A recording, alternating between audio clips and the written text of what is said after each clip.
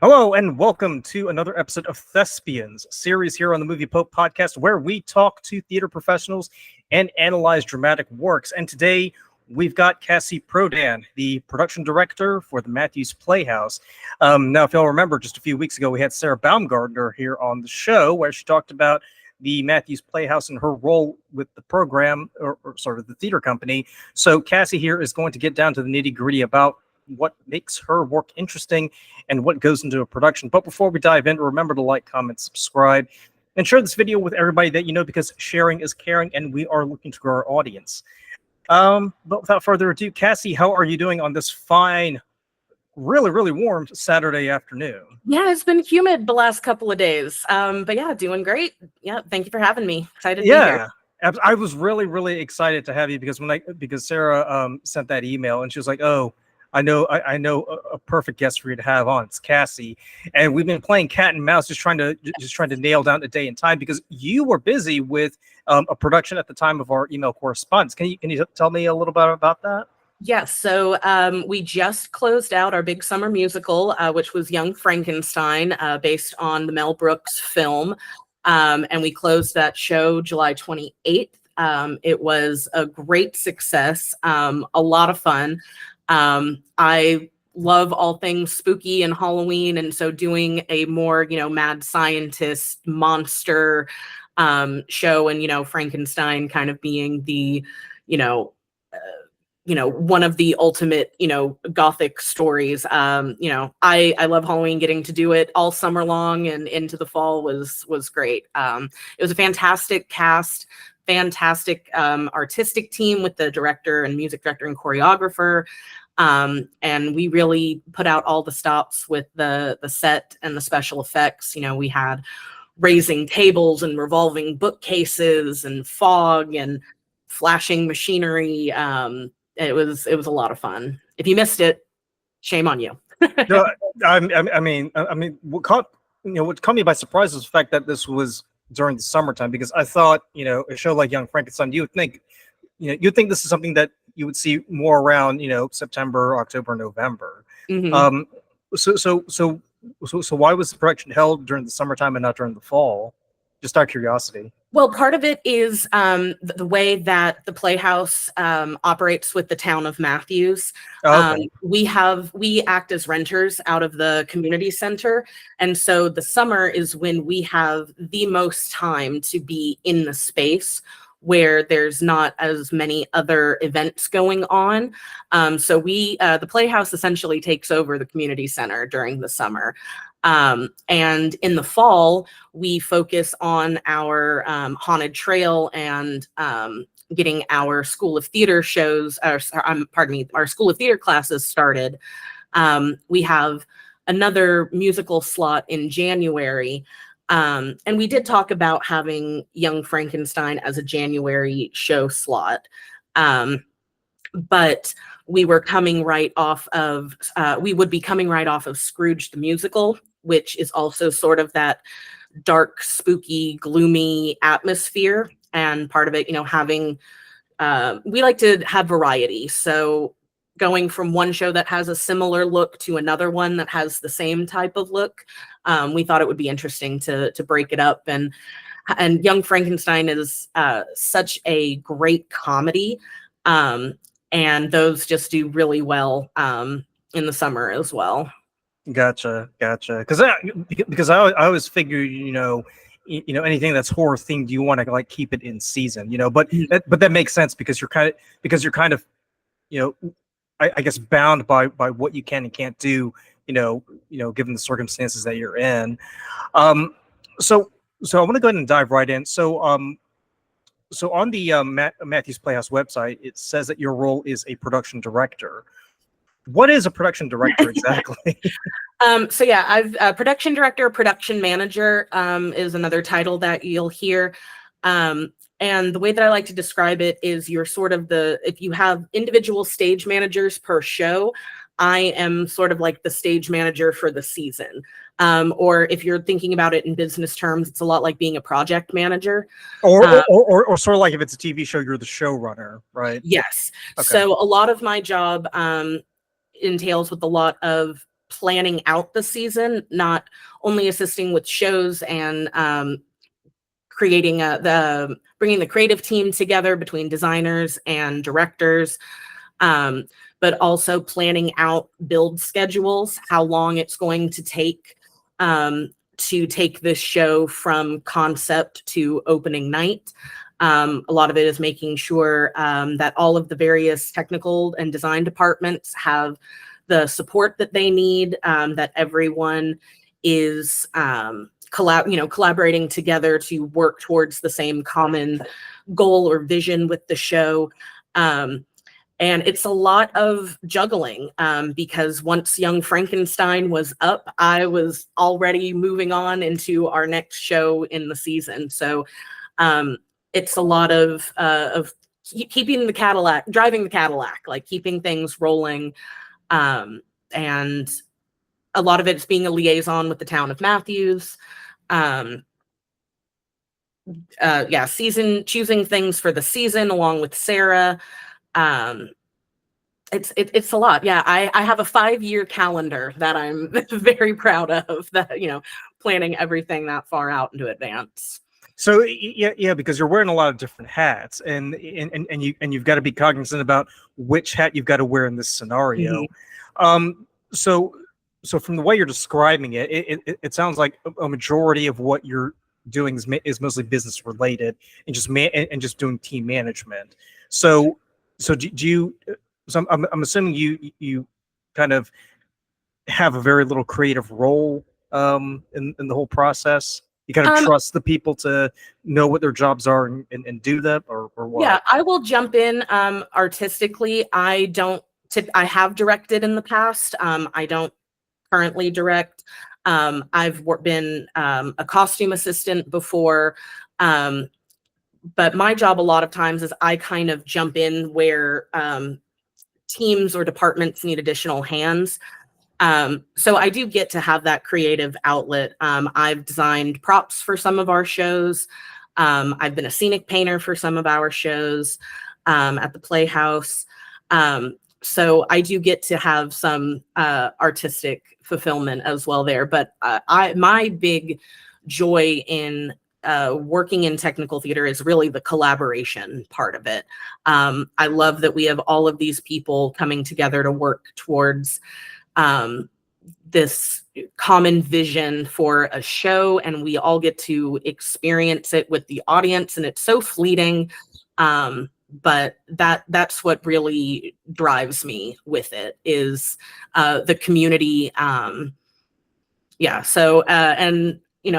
get my chance to do my artisticness with the haunted trail. That's yeah. Well, there are just so many questions that are running through my mind right now. So I'm trying to figure out what's the best way to ask this. So let's start from the beginning. So how did you land the job as production director? Did you kind of have to work in the trenches for a few years, or kind of gain experience working, like you said, working with like costumes and lighting and set design to kind of know what goes into each aspect before taking on that job, or did they just give you the job and you kind of had to learn as you went along? How did that work out? So with Matthews Playhouse, I was sort of in the right place at the right time. I have been working with the Playhouse since 2013 as a freelance stage manager. Mm-hmm. So I was stage managing the majority of their shows for about 4 years.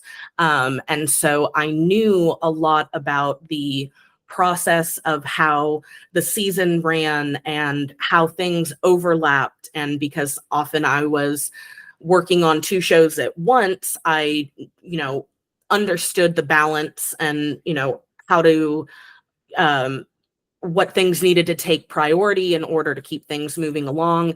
In 2017, the production manager at the time stepped down, and I happened to, be there at the right place, right time, and they recommended me for the person who left recommended me as their replacement, and I've been working in that role since then.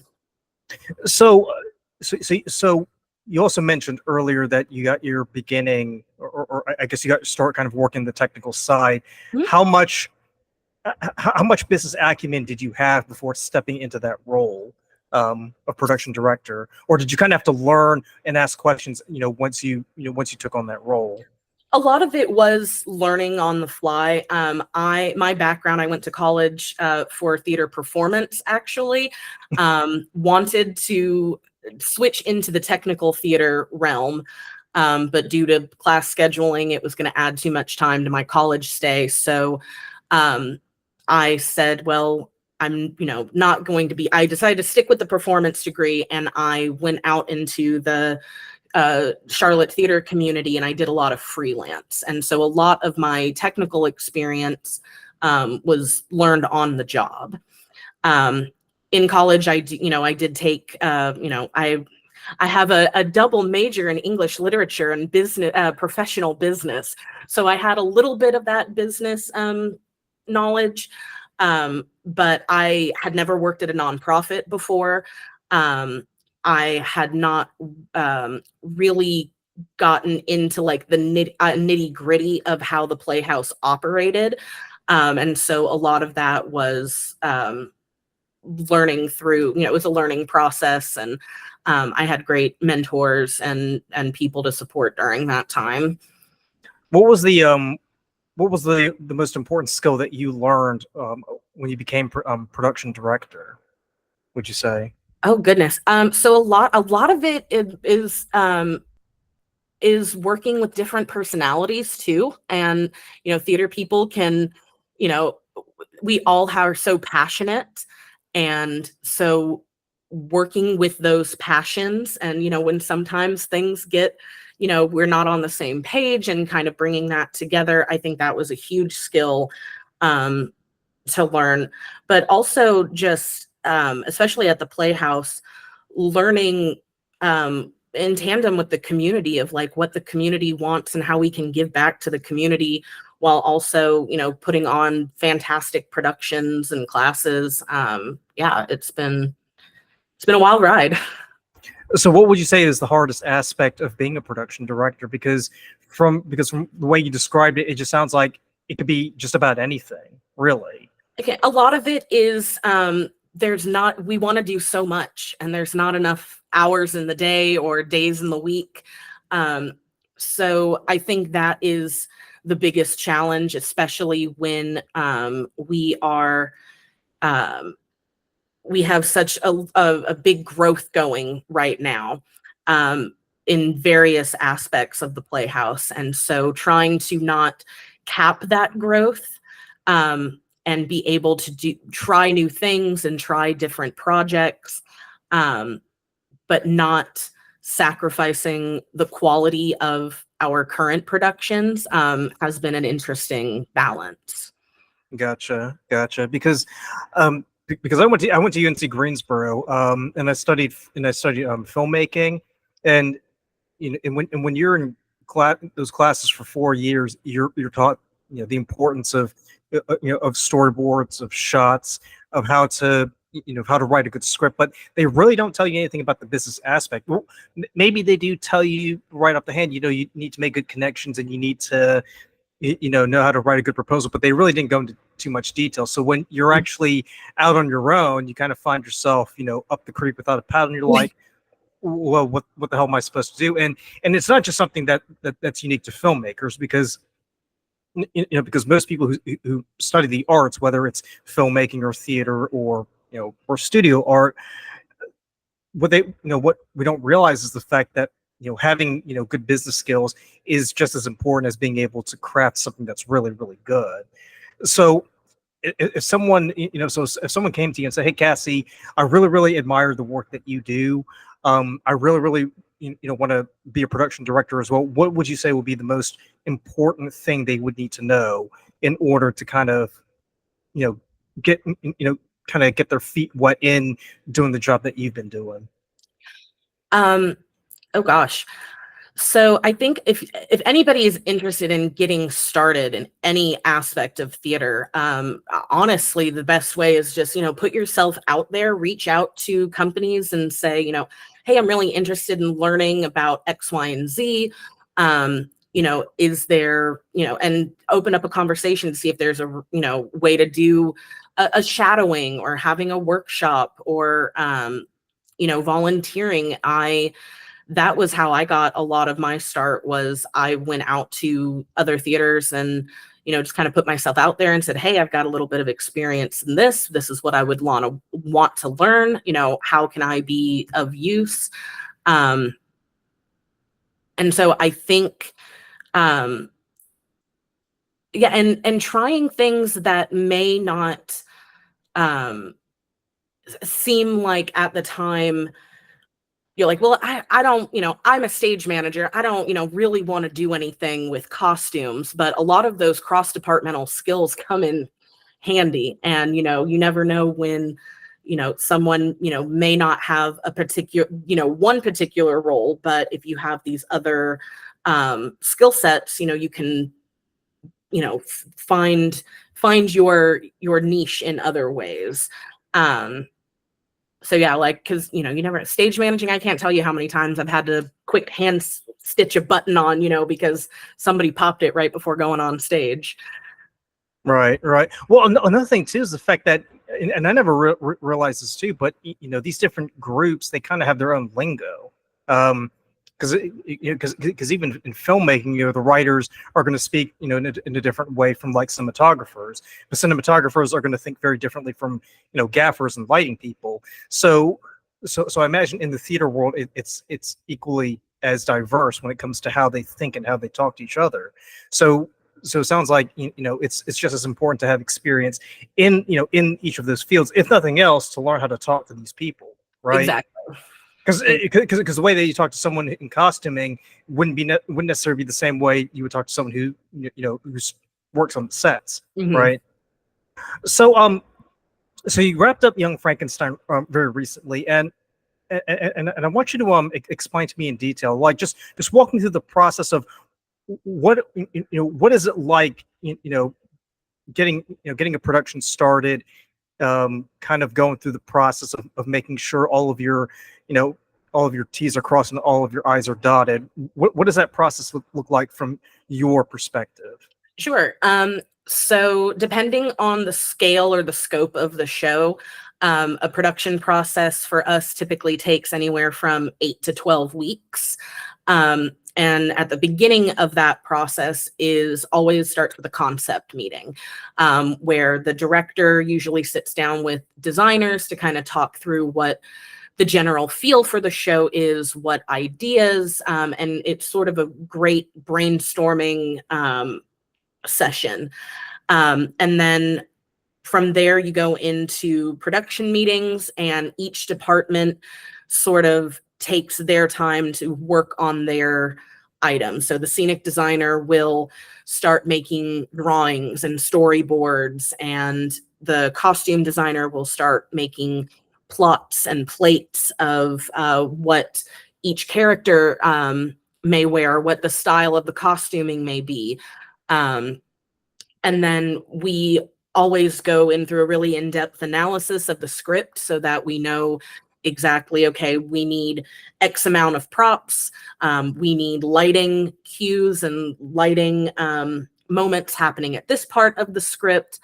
And then that usually takes place about 2 or 3 weeks before auditions even happen. So during that period, I'm assuming you've already secured the rights and everything, right? Correct. Yes, you always want to make sure you secure the rights before you start planning, because it has happened where a lot of times publishing companies, if Broadway tours are going on in the area, they will not allow other companies to have rights to that show while that tour is going on in that area for the time. Yeah, and that makes sense. So yeah. You would hate to, have your sights set on doing Mamma Mia and you don't secure the rights, and then you find out, into the process that, oh, Mamma Mia is coming to town and they're not going to let anyone do it within a 150-mile radius, and then you go, oh no, now we have to start over. So sorry to interrupt, but another question I want to ask. So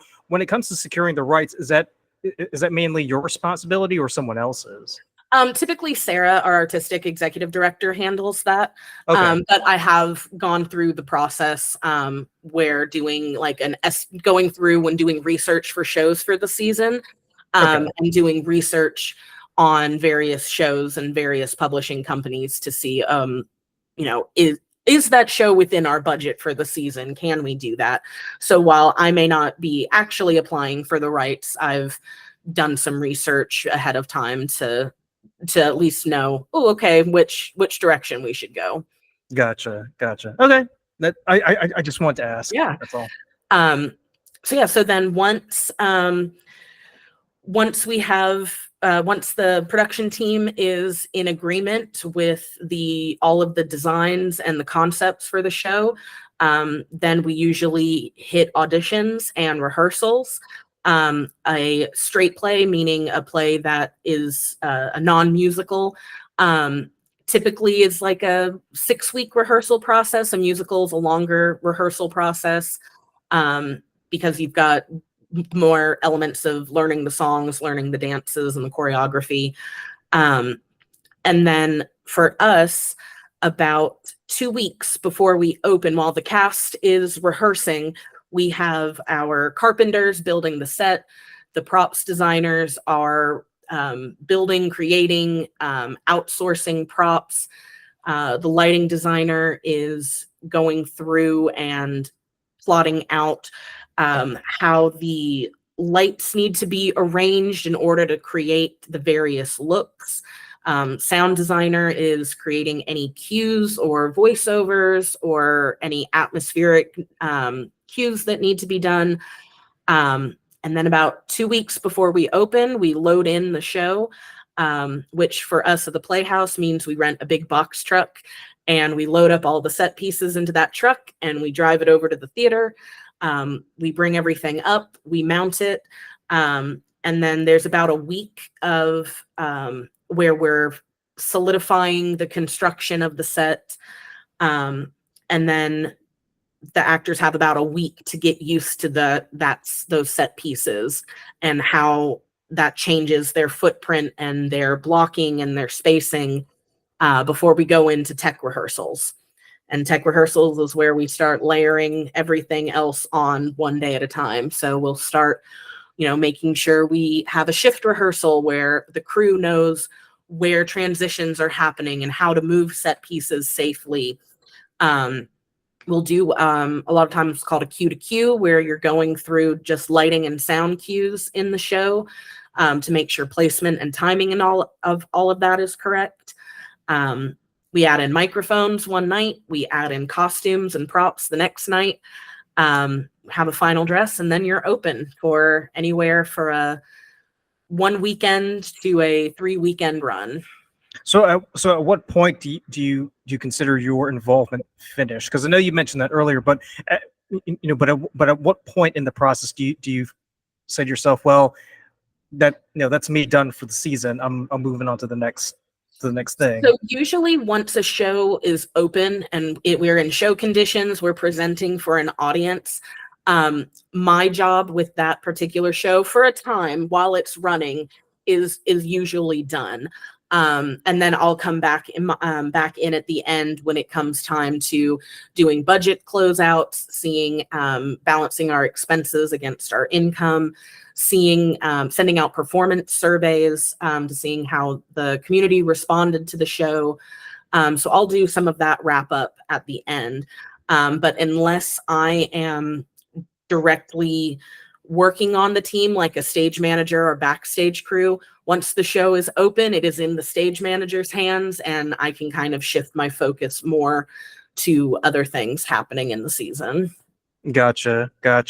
So so I actually do want to circle back around. So when you get started with the production of of this either play or musical,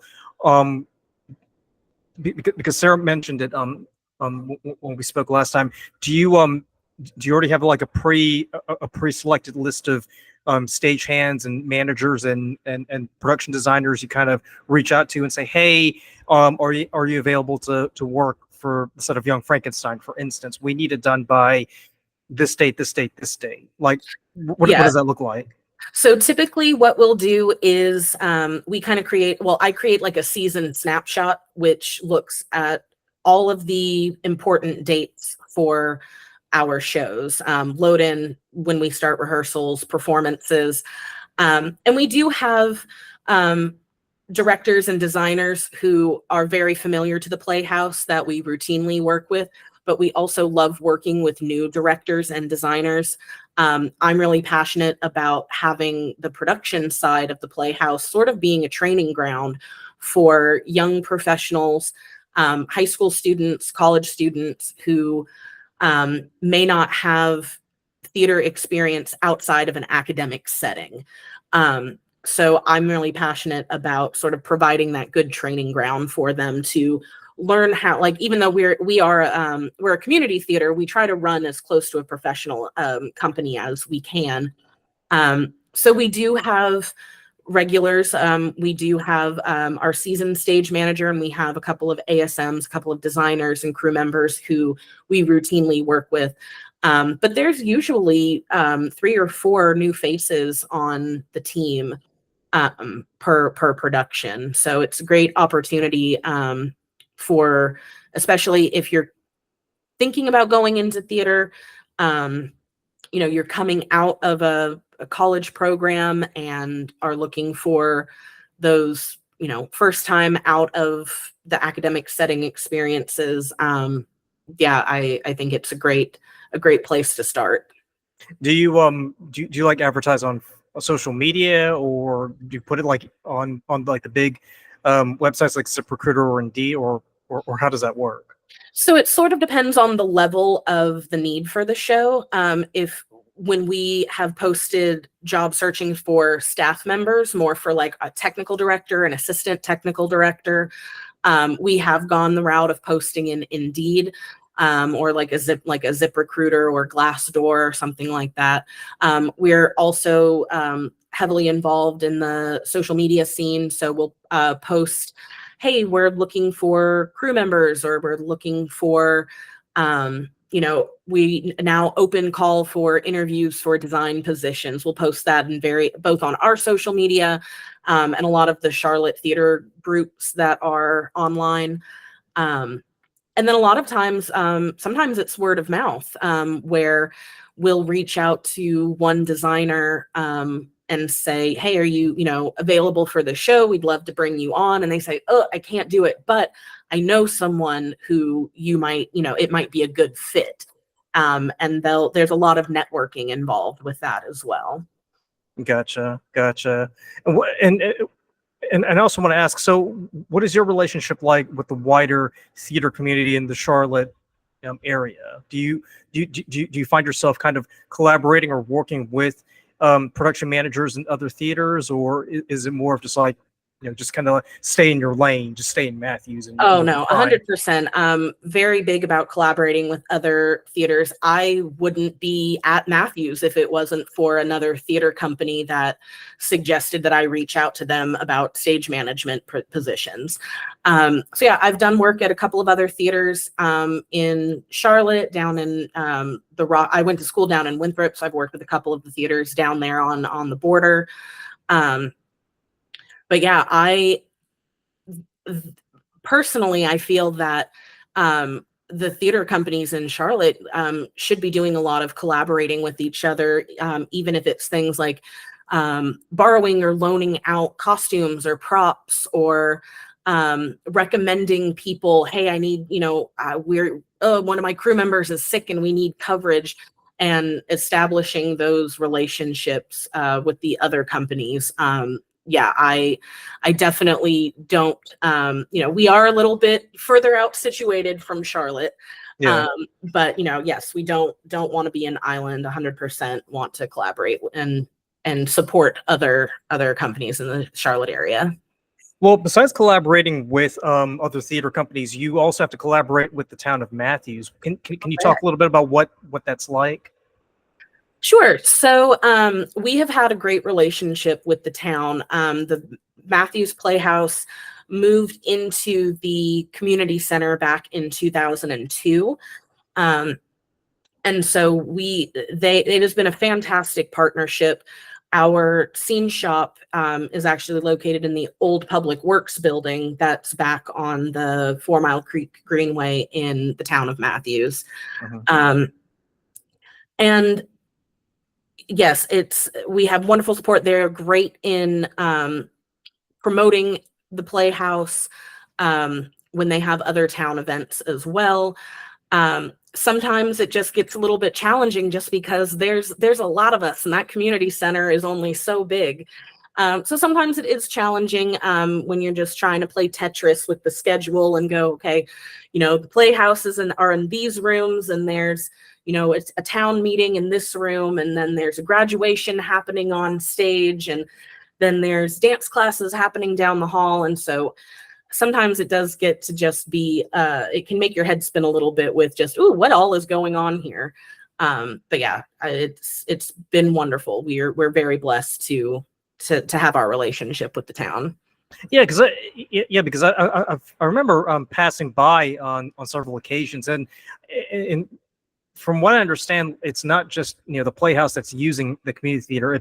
There's a bunch of other organizations that are using that. Sometimes, well, not if not at the same time, roughly around the same the same month or same season. So Mhm. I feel like I feel like you guys kind of have to like do the do-si-do and kind of figure out, hey, would it be okay if we use the community center like on these dates here for our production of this, and then you guys kind of use it on these dates for whatever it is that you guys are doing. Is that a Yeah, common occurrence? that is a big part of my job. Is sort of the scheduling with the town, because yes, they have their own events. They bring in their own events where they have like jazz musicians that will come in on stage. They have comedians that will come in. So that's part of the reason why I have a 5-year calendar, is because each season I work diligently to plot out, as to the best of my knowledge, when we will need the large space rooms for productions, when we will need to be on stage, when we need to have classrooms available for rehearsal. And I work closely with some of the employees in the town, in the community center. And a lot of that is I send that request to them and say, these are all of the dates, here's the rooms and the times.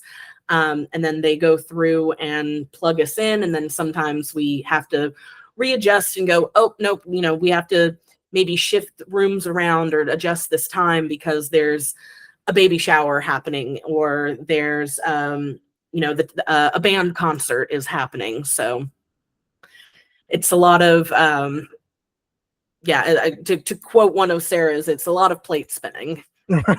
Right. But at the same time, it's that chaos that you really thrive in. You can't imagine not being a part of it. Absolutely. I do not do well with a lot of downtime. Yeah. And so, when I, have, more than 2 weeks between shows, I'm kind of, sitting on my hands, white knuckling it, like, all right, what are we doing? What's next? What's happening? I can totally relate to that. That's why I'm always, doing this, because it's like I've got to stay busy or else I'll go mad. So nothing I want to I really wanted to touch on. So so when you're running a production and you're like managing all these different people, occasionally you'll offer some creative input, but most of what you're doing is kind of just being diplomatic and kind of cultivating these business relationships to make sure everything is running smoothly. Has there ever been a situation where things have kind of happened unexpectedly, even though you've had everything planned right down to a T? Oh, absolutely. Absolutely. That is the beauty of live theater, is you cannot predict what's going to happen. One of an example where, you do so much work just to you plan like you said, you plan everything to a T, and then outside forces out of your control just kind of make you go, you kind of have to think on your feet. The very first year that we ran the haunted trail, it was our very first year. There was a lot that went into arranging to get that to happen, with the changeover from the police department to the Playhouse. And it's an outdoor trail. It runs back through a connector greenway trail. We had loaded in, we had rehearsed, the lights were plugged in, we were getting ready to bring people down the trail. And we had to completely divert because a sewer line broke on the trail. Oh, and not just like a little trickle. This was a geyser smell-o-vision. It was an aspect to the haunted trail that was not planned. And so it definitely does add a new layer, a new layer to the meaning of horror right there. Correct. Yeah, you were like, oh, we're really, really atmospheric here.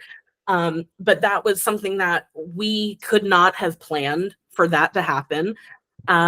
And it was one of those things where we had to just kind of go, okay, well, we're going to block off that half of the trail, and, okay, we're going to take people down this way, and we're going to loop them back around, and, we'll just keep things rolling. So yeah, there's, that's also the fun of it, I think, is, you don't, you can plan things out, they don't happen, but then you kind of get to go, okay, what am I going to do with this now? Okay, Right. That didn't work. The show must go on. What now? So it really gets you to stretch your brain creatively, and, problem solving, and thinking of, alternate methods or materials to achieve the same effect or the same look that you want. So yeah, it's all about thinking on your feet. So that was actually a very beautiful transition, because I did want to ask you about the haunted trail.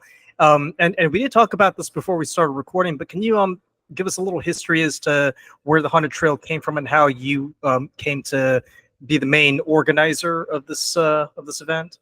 Sure. So the haunted trail in its original form was an event operated by the Matthews Police Department. They had a couple of officers there who ran it, and for whatever reason, the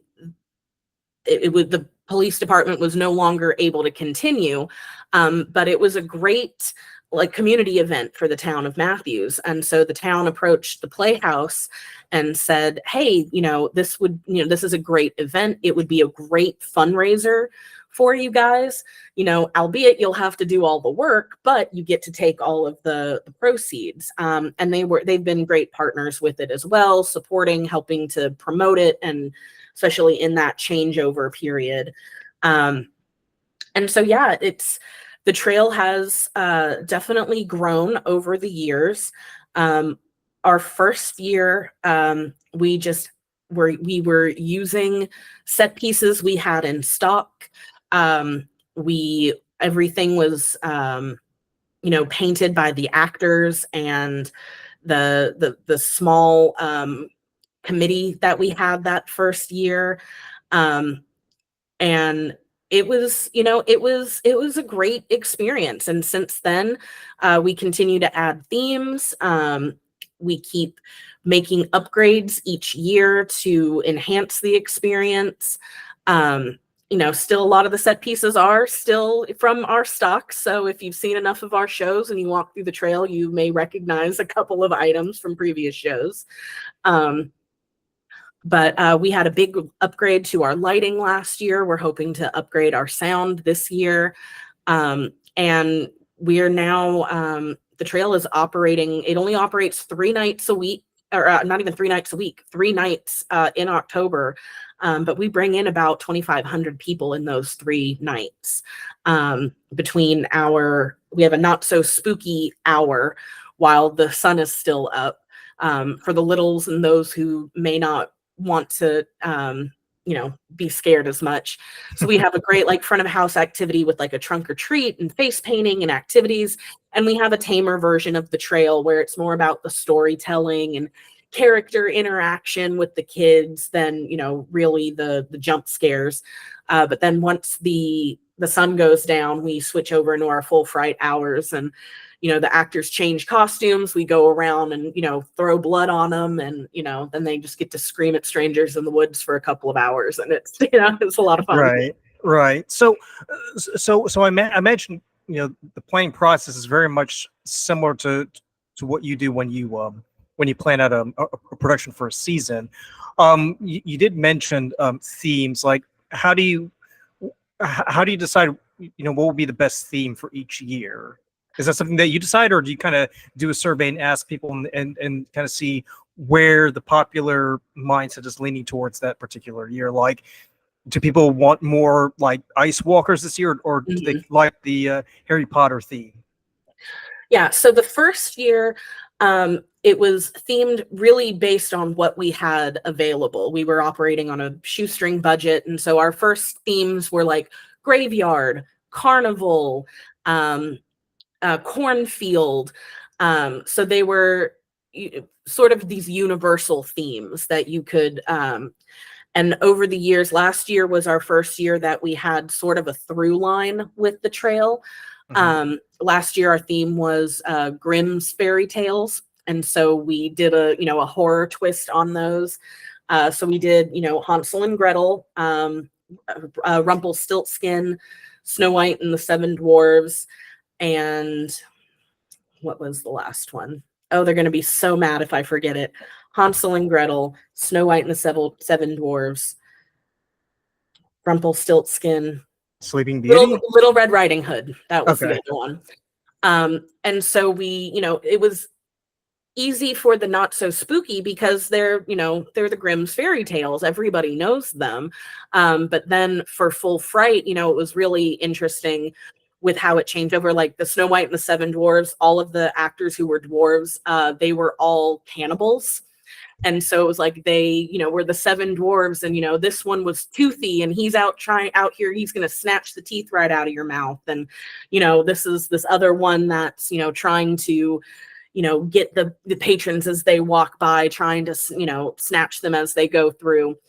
So that was a lot of fun. But we have a haunted trail committee that's made up of volunteers, staff members, board members, community members.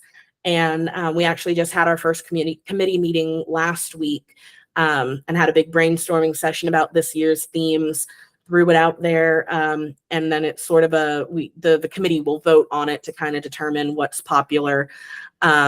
We did one year we did a sort of a Stranger Things theme when that show was really popping off.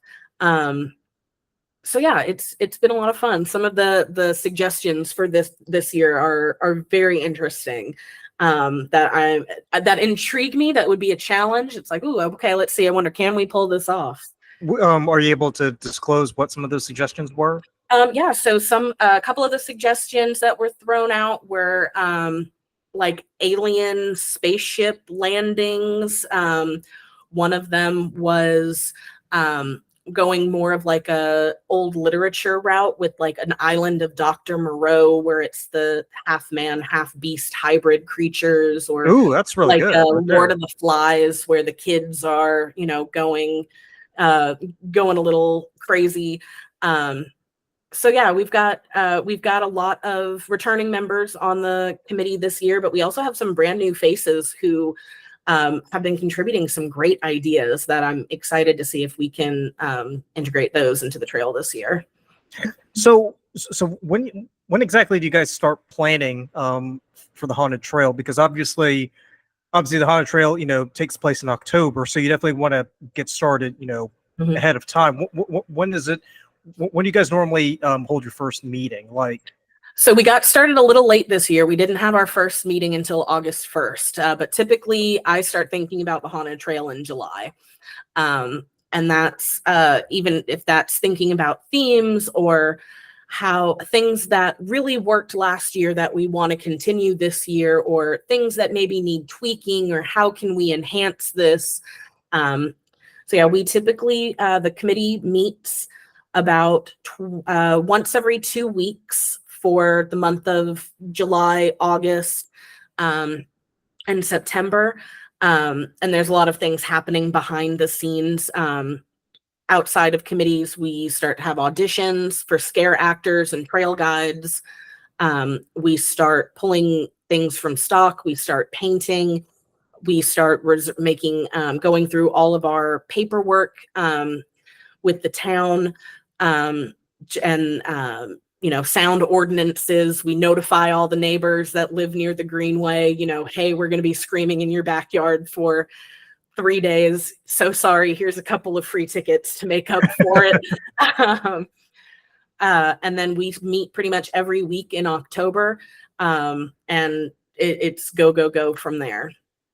So I'm on the website right now, and I see you guys kind of pull out all the stops, because not only not only are you guys planning to make sure that you've got got a good scare for both the kids and the adults, but you also bring out the food trucks. Is this something that you've always done, or is it more of a recent thing? So we've actually increased the number of food trucks. I believe we started with just 1 or 2 food trucks the second year of the trail. So that would have been, I want to say 2019, where we had 1 or 2 food trucks come out. Usually it was just 1 food truck for the night, just to provide, a little snackage, a cup of coffee or hot chocolate after you get done with the trail. And then that's grown to where now we've got 6 different trucks that are going to be there on various nights. I've got a couple of, there's usually 1 savory truck and 2 or 3 sweet or dessert trucks. And there's usually a hot beverage truck or cart there as well. So yeah, it hasn't always been a part of the trail, but since we started inviting trucks to join, that'll be a consistent thing that we keep going. Now, I did notice here that you guys don't have something that's very near and dear to my heart, which is pumpkins. Have you considered maybe having like a farmer's market or some sort of pumpkin seller at the trail to kind of get people more into the spirit, or at that point it's a little bit too late? We have not, but that's a great idea, Luca. Maybe you want to join the committee. We did have one of our committee members make a suggestion about this year about the lines for the trail get very long. Right. And so trying to provide a little extra entertainment. And so one of our members suggested doing a double line runway of jack-o'-lanterns with different things painted on them or carved on them, and then having it sort of be like a little scavenger hunt in line. And then try to really good. Sort of like you have the hidden Mickeys at Disneyland. Yeah. And it's like, okay, well, if you find all of the, the bats and the ghosts and the, the Frankensteins, take it to the front, redeem it for a prize or something. So I thought that was a great idea. But yeah, I do like we have Coloring on Canvas is one of the other community groups that partners with us for the trail. They have a lot of arts and crafts, both free options and paid options at the Haunted Trail. And I believe they do a little pumpkin painting as one of their activities. Yeah. Because as a kid, I remember I remember going to these haunted attractions and trails, and I remember they would have a little booth or something where you could buy a pumpkin. So if you want one of those medium size, I don't know if they're pie pumpkins or carving pumpkins, but they're $5 and up. And then those little, well, I don't know how to describe them. I guess they're those little flat orange pumpkins, those little tiny ones. Those are they're $1. Down. Yeah. So I was like, that'd be really, really interesting if for you guys to have, because I was really, really surprised that you guys didn't list that anywhere on the website. I'm like, that's a missed opportunity. I think you guys could do well to have some pumpkins or jack-o'-lanterns, or even yeah, exactly. That is kind of fit in with the theme. Hey, I might be stealing that one. You are more than welcome to. I mean, because if you think about it, usually around late September up until gosh, like the week before Thanksgiving, like pumpkins are everywhere. Like you can't walk down any street in Charlotte or Matthews without passing a pumpkin stand. So it's like, and it makes sense because when people think of Halloween, like they're going to think of pumpkins. That's one of the Yeah. first things that comes to mind. Um, so have there been any issues or challenges that you faced? Because you did tell me the story about the busted sewer pipe. Have Yeah. you found anything that made you think, wow, like that was really, really tough? Like, I don't know if that's something we're ever going to repeat ever again for the trail next year. There was one year where we were trying to do a planted actor amongst the groups that were going down the trails. And the concept was that we would have this actor who would be the plant. So that way, when we got to a certain part of the trail, one of the rules of the haunted trail is that our actors do not touch you. They may get close to you, invade personal space, but it is a no touching zone. So we thought we would try this theme where we'd put an actor plant in there. We'd get to a certain aspect of the trail. We'd come around the bend, and then we would have one of our other scare actors jump scare the group, snatch the planted actor and drag the planted, actor into the woods. And then the trail guides would, oh, we got to get out of here. Things are going off the rails. Hurry, hurry, But it didn't quite work out. Partially is because we only had a limited number of plants, and it got very obvious who the plants were.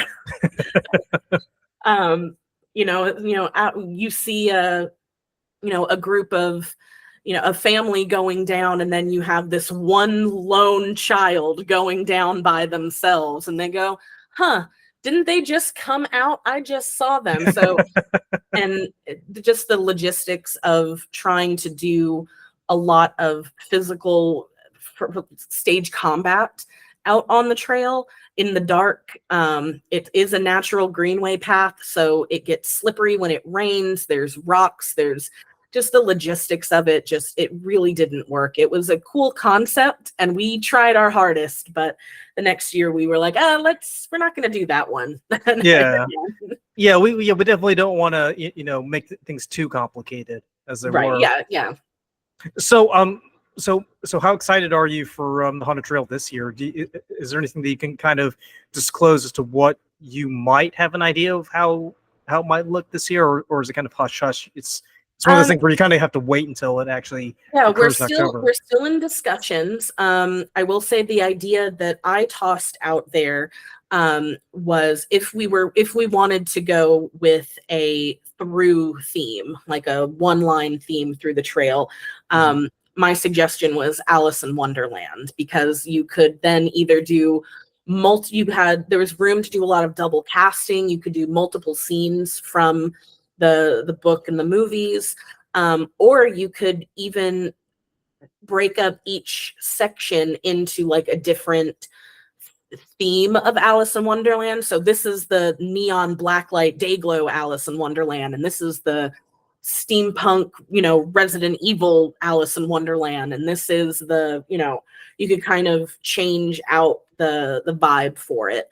So that was something that I had put out there. We're also keeping our fingers crossed that we are going to really take a chance at incorporating sound for the Haunted Trail. That has been a big challenge over the years, is because we have to take generators out there. There is no power out on the trail. Right. And so trying to figure out how to get speakers that are either small enough to be hidden, large enough to be heard, durable enough to withstand being in the outdoors, has been a challenge. But that's one consistent feedback that we've gotten, is that, the trail was great. There were great scares, but I really would have loved to have heard some like ambient music, or like, crashes or something coming through the trees just to amp it up. So that is something that I'm really hoping we can bring in this year. Yeah, I mean, and I also imagine too, it's a bit of a logistic nightmare because of the fact that you kind of have to like, position them in a way that they can't be seen from the trail, but you also want to kind of keep them, in a spot where they're not going to easily like get damaged. And I know usually around this time of year, like that's when we're entering hurricane season. So sometimes you'll have like days upon days where, where it's nothing but, clouds and rain. Yeah, it is usually haunted trail tradition that one of the nights usually we get rained on. But we have if it's still safe to operate the trail, we do operate in the rain. If it's lightning and thundering, we're getting out of there. But there's actually some nice tree canopy out there. So if it's only a light drizzle, it just kind of adds to the misty creepiness out there in the woods. So let me ask you one other thing too. Have you has there ever been a discussion, or have you ever thought about, at some point kind of transitioning away from like an outdoor haunted trail theme and gravitating more towards of like a haunted mansion or a haunted, space, on the inside? Because because logistically that would kind of make a lot more sense. It would be a lot more easier to operate. Or do you or do you feel like there's like an obligation to keep this tradition of the haunted trail going? It's not necessarily an obligation to keep the tradition going, but it has really become a tradition for a lot of the folks in the Matthews community. There's not, to my knowledge, there's not another haunted attraction or haunted event in the surrounding Matthews Mint Hill area. There's a couple of like festivals. But all of the other like houses or mazes you're either going down towards like the Pineville area towards Scarowinds, or you're going up towards the Greenville, Greensboro area. And so people have been coming for 6 years. We've got kids who audition every year that they started with their parents because they weren't old enough to be on the trail by themselves as a scare actor. So, mom and dad volunteered as well. And yeah, so I was not at the Playhouse when this particular event was produced, but at one point there was I think it was a Sleepy Hollow, like a immersive walk through the haunted schoolhouse in the community center. I remember reading about that a while back. Yeah, and so there's I have not personally attempted it. I'm not opposed to it. I just don't know if it's something that we could accomplish inside the community center. It may be something for the future that we would look at an alternate space. But yeah, any opportunity to keep it growing, I'm on the lookout for.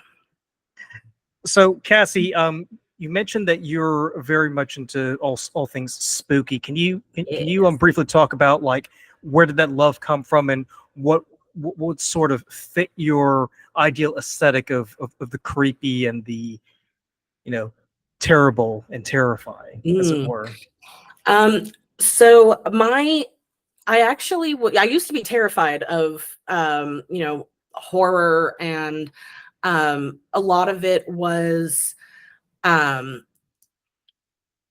just things grow, you grow up, your tastes change, circumstances in life change. And yeah, I really love the horror that also sort of like tugs on you emotionally as well. I'm a huge Guillermo del Toro fan. And so like The Orphanage or Mama, some of those films that, you're horrified, but there's like a humanity to the horror, I find really fascinating. A little bit of my family backstory. My family is Romanian. So, there was always, the jokes about Dracula and stuff growing up. And yeah, I was gonna say, yeah, my family also, my father works in law enforcement. He's a behavioral profiler, and so he has dealt with a lot of the, the seedier parts of the world. He's interviewed some serial killers, and he's dealt with a lot of, some pretty horrifying things, and has, done that he's been that for the entirety of my life. So that was, some of the blood, guts, and gore has always been there in the background. So I'm assuming you're kind of fascinated with true crime, given your dad's work. Not as much. I do enjoy true crime, but I do like more so like I watch the documentaries when they come out. I'll listen to like Last Podcast on the Left, that deals with a lot of the sort of those urban legends, and the serial killers, the true crime. But yeah, I'm personally am more drawn to the like paranormal or the supernatural aspects of horror. Gotcha. So you did talk about that drawing behind you earlier. Mm-hmm. So when it comes to the paranormal, because even when we talk about the paranormal these days, the paranormal is like an umbrella term for all these different things that could fall into it, whether you're fascinated by voodoo, or Southern witchcraft, or or the Roman rite of the of the Catholic Church when it comes to exorcisms. Is there like a particular, I guess, subgenre of the paranormal that kind of catches your fancy, and if you have a free day where you're allowed to be idle, you kind of just indulge yourself? Yeah, I mean, when you're talking about that photo, like the paranormal, that art piece I got when I was down in New Orleans for Halloween, and while I was down there, was able to participate in a seance. So that was very interesting. And so, yeah, sort of that, the poltergeist, unfinished business spirit, is just very intriguing to me. A lot of the mythology and the lore that goes into the supernatural and the paranormal, some of like the cryptid things. I just think it's all fascinating. Right. Because I remember as a kid, there was always that one section in the library that had, books about UFOs and cryptids. So I would like gravitate towards there, and I would just grab that book and just like pour through the pages and like just reading with my eyes wide open. I wouldn't be able to sleep that night, but I was like, this is like one of the most fascinating things ever. So I totally feel where you're coming from in that one. So Cassie, as we're wrapping things up, if people want to learn more about you or your work, where can they go? So definitely you can visit the Matthews Playhouse website, and take a look at the various things that are going on. I think that's mainly where you're gonna find the most up-to-date things on my work. Excellent. Well, if you're interested in learning more about Cassie, like she said, definitely check her out on the website. And we plan on having her back on the podcast pretty soon to discuss a lot more creepier things. So be sure to stay tuned for that. But for Thespians, thank you so much for taking the time to watch. And remember to like, comment, subscribe. As always, thanks for watching, and we'll catch you on the next one. Bye.